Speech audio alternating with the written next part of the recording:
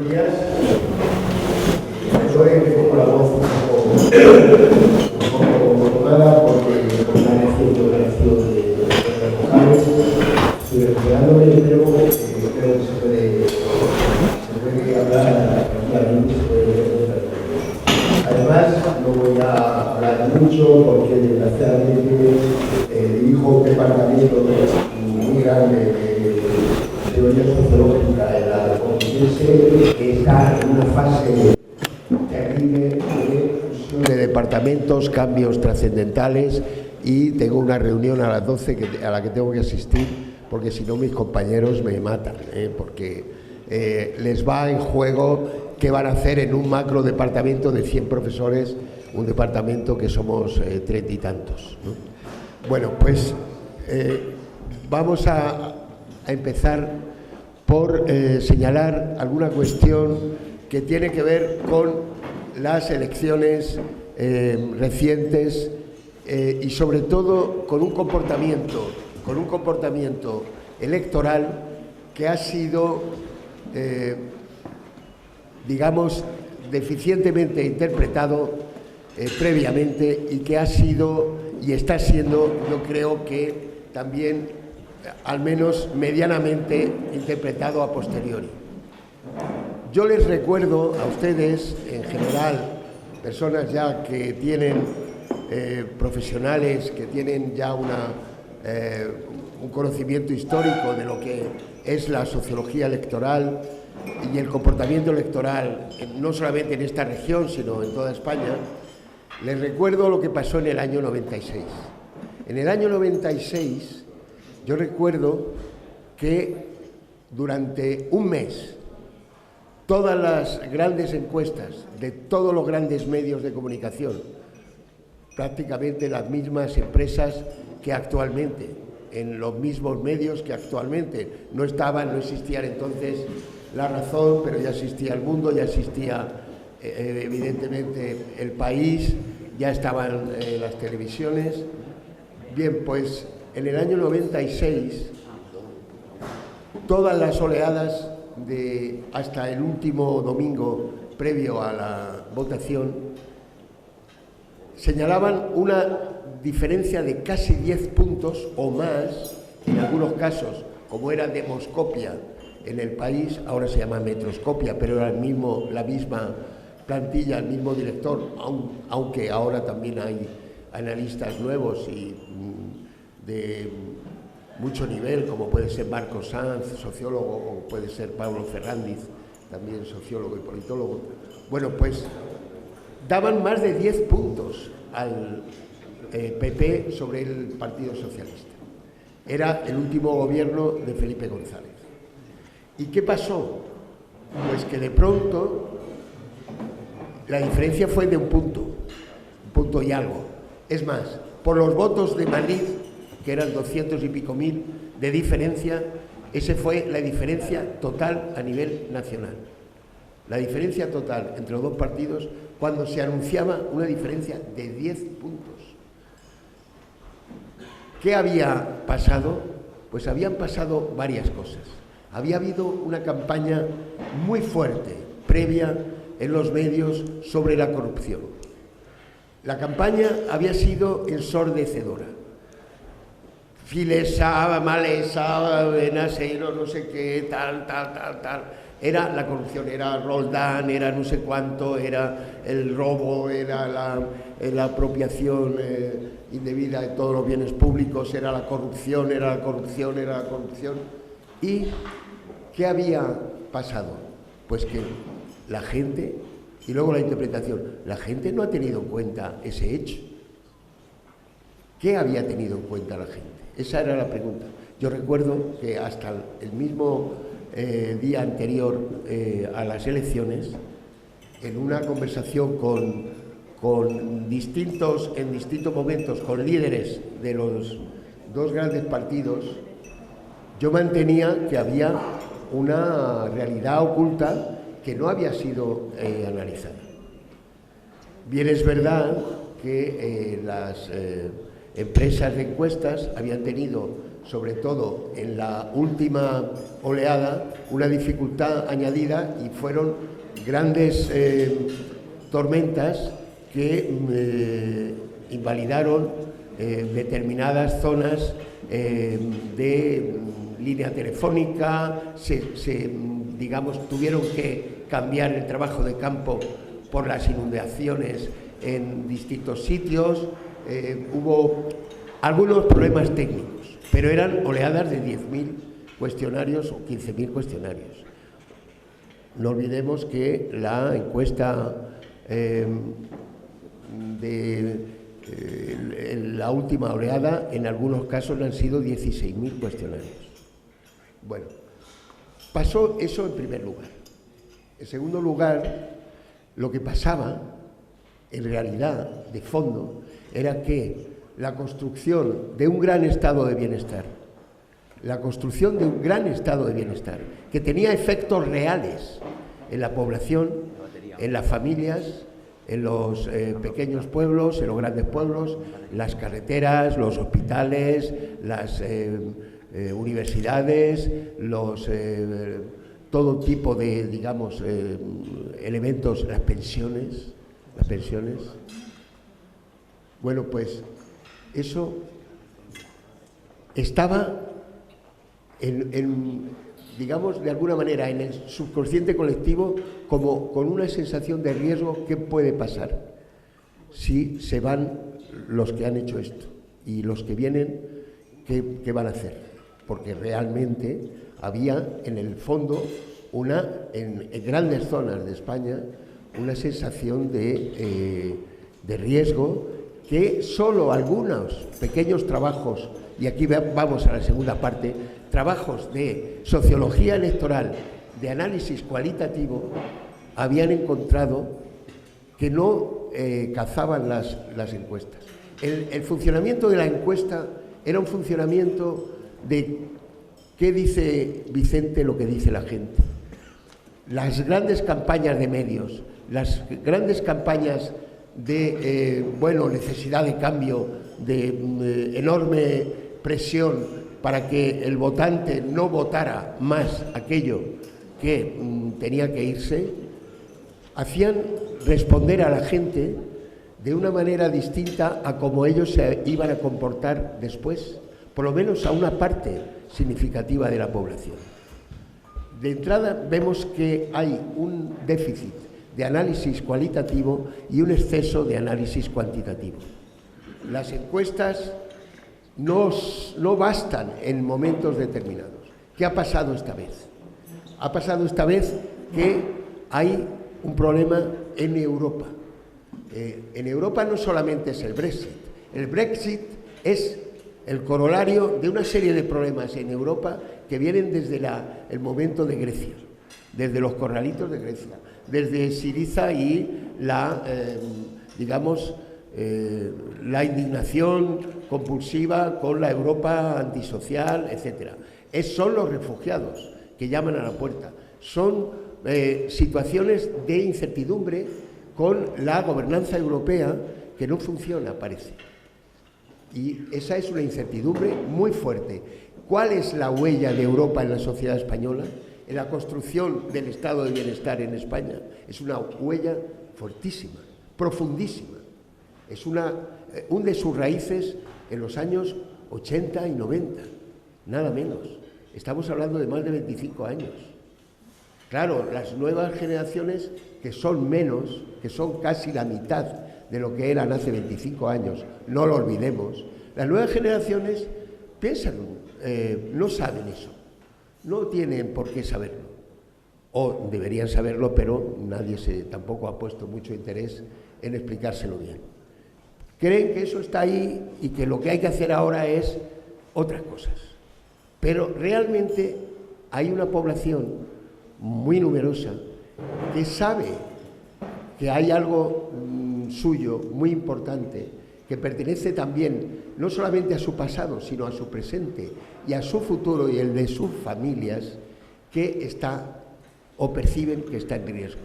Pero es que hay un elemento muy español, que es el elemento cantonal o podríamos decir nacionalista. Es que el tema del tamaño es muy importante para la gente, sobre todo para toda la España interior, como puede ser Castilla-La Mancha. El tema del tamaño. ¿Vamos a ser menos y con lo que seamos menos vamos a poder pagar más? ¿O lo que tenemos? ¿En qué cabeza cabe que siendo menos, teniendo menos, vas a tener más? ¿Dónde encontramos la lógica de esta situación? Pero no se lo expliques a tus hijos porque no lo van a entender. Sin embargo, ahí hay una doble incertidumbre que no ha sido analizada. ¿Por qué razón? Porque por un lado, toda la campaña mediática era, lógicamente, los medios tienen su función, mantener presión sobre la realidad y manejarla hasta el punto que se les deje. Evidentemente los medios pueden manejar, incluso si se centran en ello, pues hasta la racionalidad más racional del mundo en una construcción dentro de una ciudad o en una rehabilitación de una ciudad o lo que sea.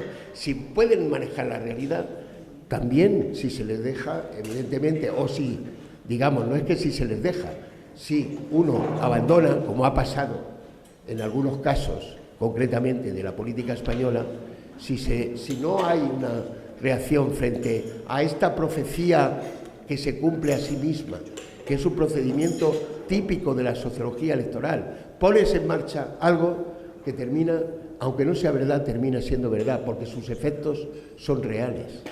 Y por lo tanto, la profecía que se cumple a sí misma es la campaña de esto va a pasar.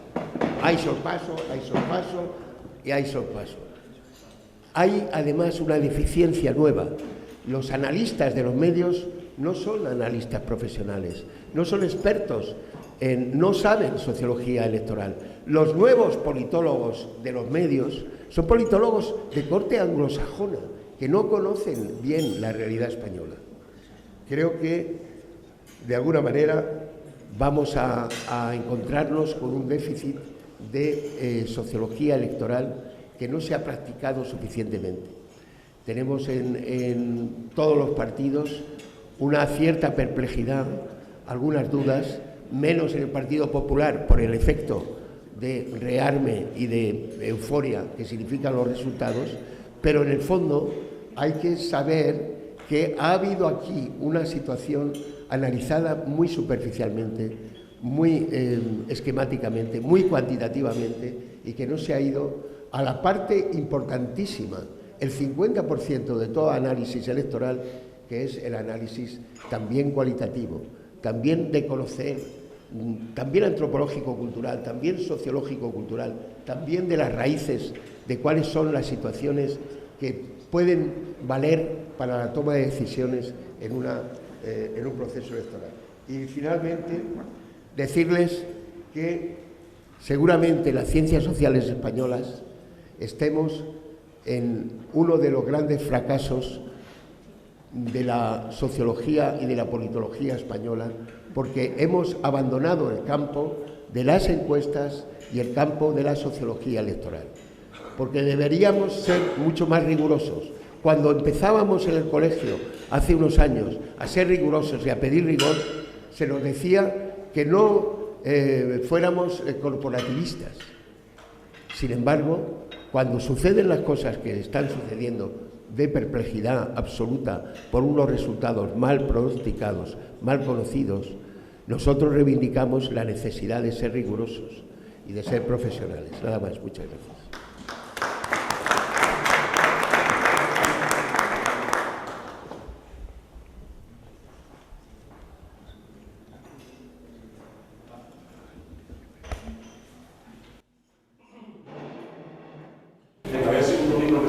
Soy Jesús Gutiérrez, si no les importa, me gusta más un poco, es una mesa redonda que estemos así un poquito más.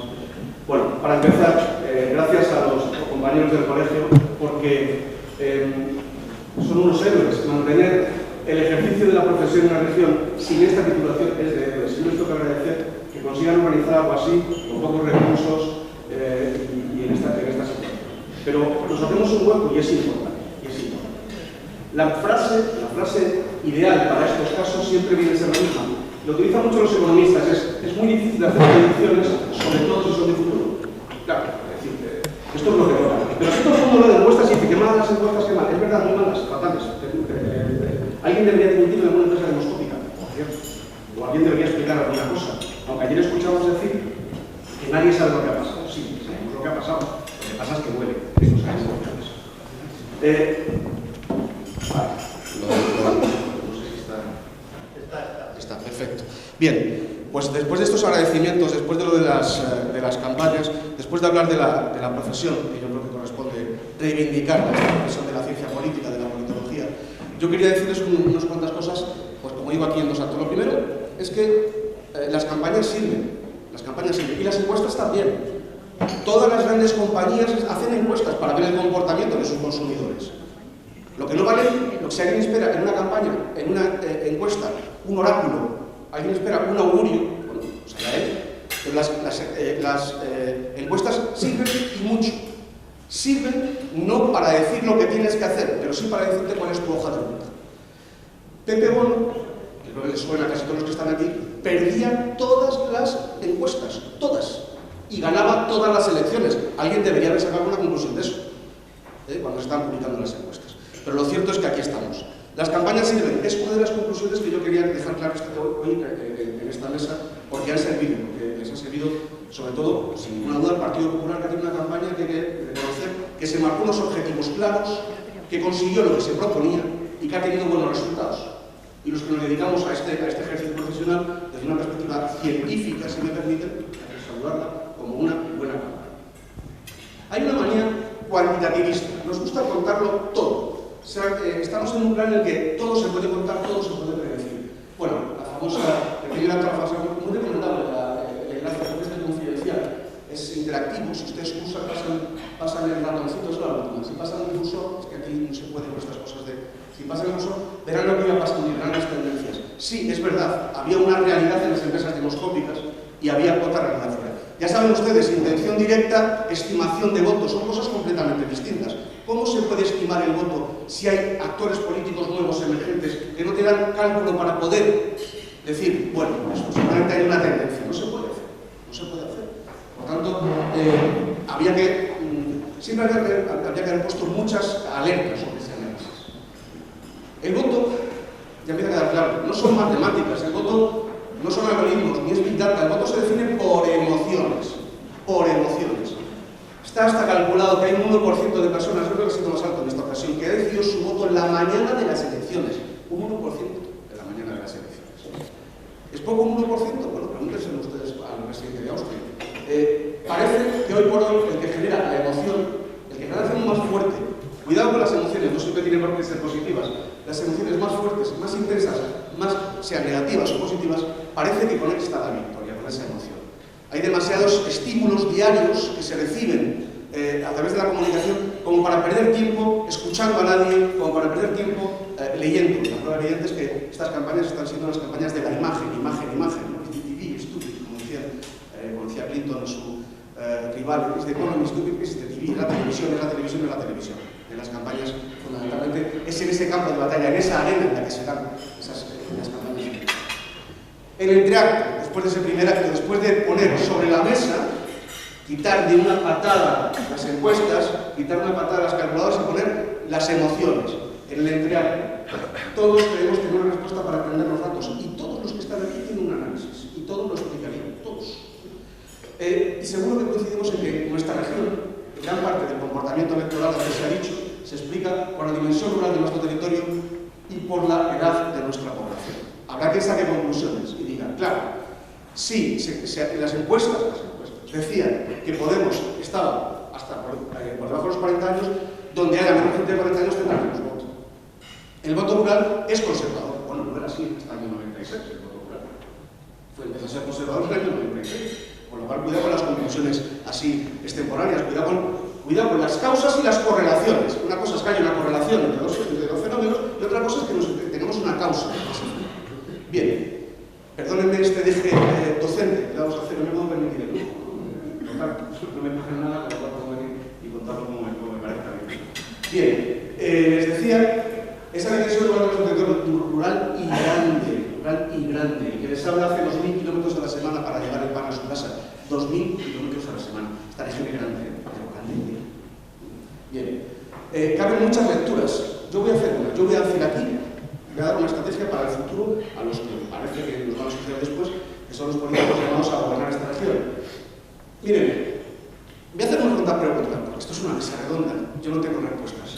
Yo tengo preguntas. ¿Ha conseguido que me convirtiese en voto refugio tras polarizar la campaña? ¿Y por eso ha ganado? Puede ser. ¿Voto refugio? ¿Refugio de qué? Bueno, respóndanos ustedes. ¿Qué papel ha jugado cada partido en esta campaña? Ha habido partidos que han ido a jugar y a ganar las elecciones. Ha habido partidos que han ido a no ser vencidos por otros partidos. Ha habido partidos que han ido a vencer a otro partido, no vencer las elecciones. Son estrategias completamente distintas. Y mientras tanto los ciudadanos esperando. ¿Alguien podría decirme la propuesta más importante de cualquiera de los partidos que han concluido las elecciones, por favor?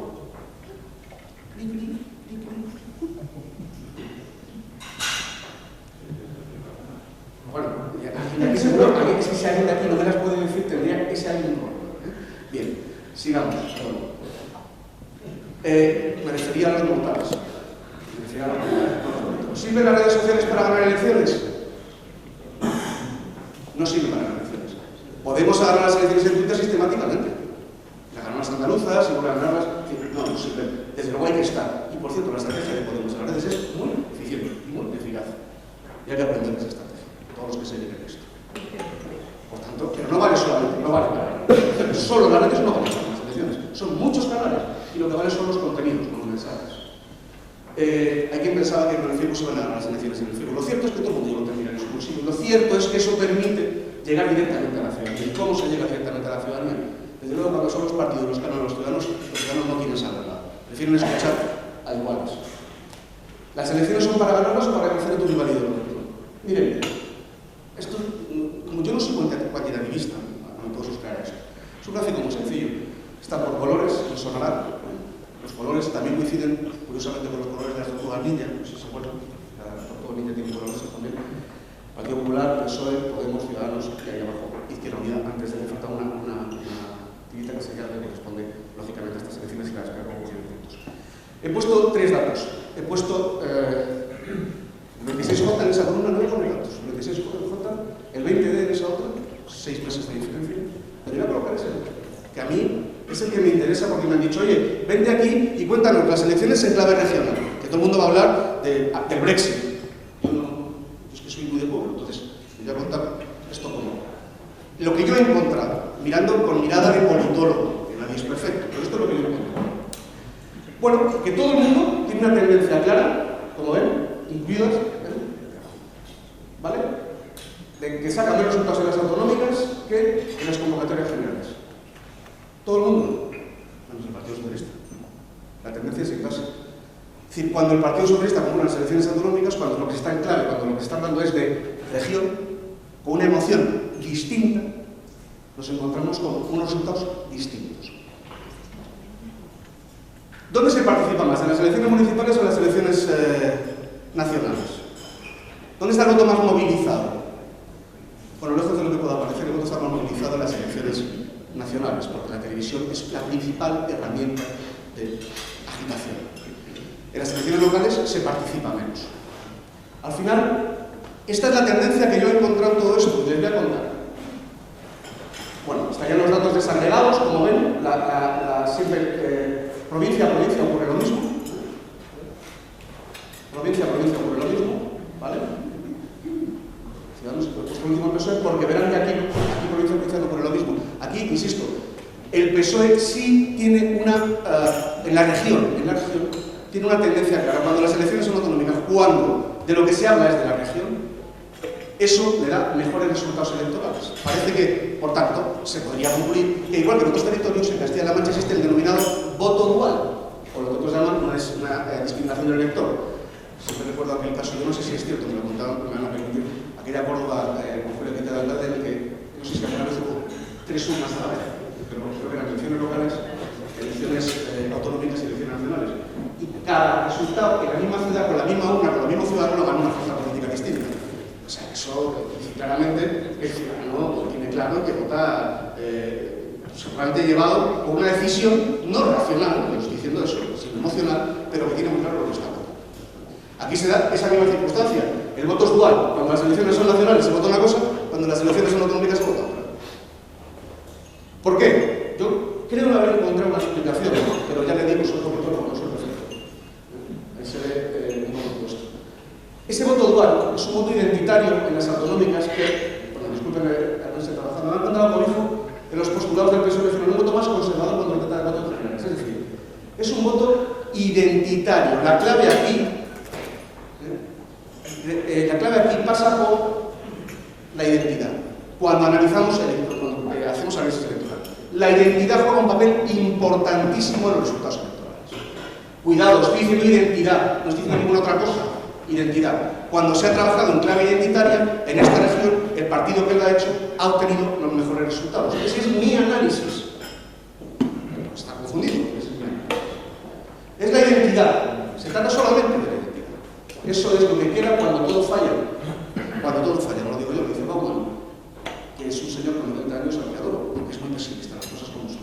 Pero bueno, es la única certeza en tiempos de incertidumbre. Cuando todo es líquido, cuando todo se está deshaciendo, la identidad es lo único a lo que te puedes aferrar. Y puede reivindicarse, por cierto, de forma constructiva. Aquí enseguida nos van a ser orgullosos y nos hablar de identidad. ¿Qué quiere decir exactamente identidad? ¿Estamos separando los verbos? No. Estamos diciendo desde dónde, lo que somos, de dónde somos, y desde ahí elaborar, hacer cosas. Bien, yo prometí ser breve. Y yo